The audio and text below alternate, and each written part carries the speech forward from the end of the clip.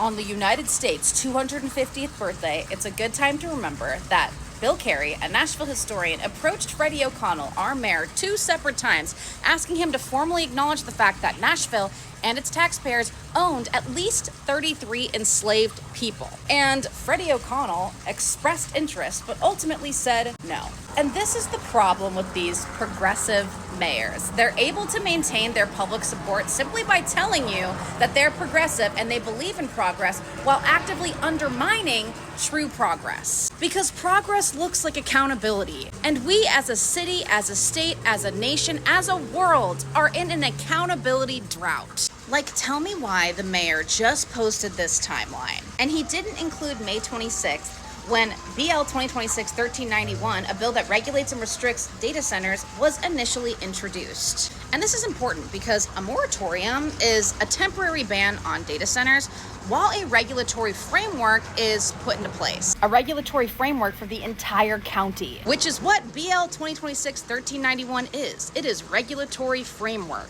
And then on June 29th, he used an eminent domain to potentially block the data center that's proposed next to the Nashville Zoo. But right now, there are 2 data centers proposed for the Davidson County, one by the Nashville Zoo and one on the historic Fisk University's campus. And if you don't know anything about Fisk, Fisk was established in former Union Army barracks 6 months after the Civil War ended. Their first student body were formerly enslaved people. These 2 dates are only significant if all you care about is blocking a data center next to the Nashville Zoo.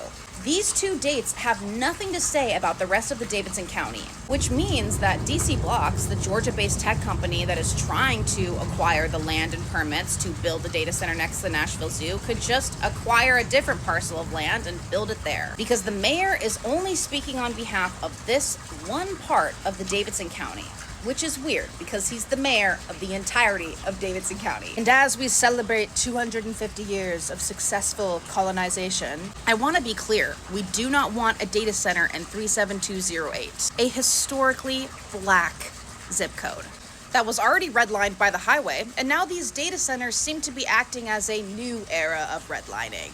So please show up July 7th at 6 p.m. at the Historic Metro Courthouse and speak in support of BL 2026-1391. And stop letting these progressive politicians bamboozle you. On June 13th, the Nashville City Cemetery Association did unveil this memorial bench that honors the thousands of enslaved people that rest in unmarked graves. And you can visit it at the Nashville City Cemetery. Not enough southern cities have acknowledged the fact that they leased or owned enslaved people. And these data centers are a new wave of environmental racism.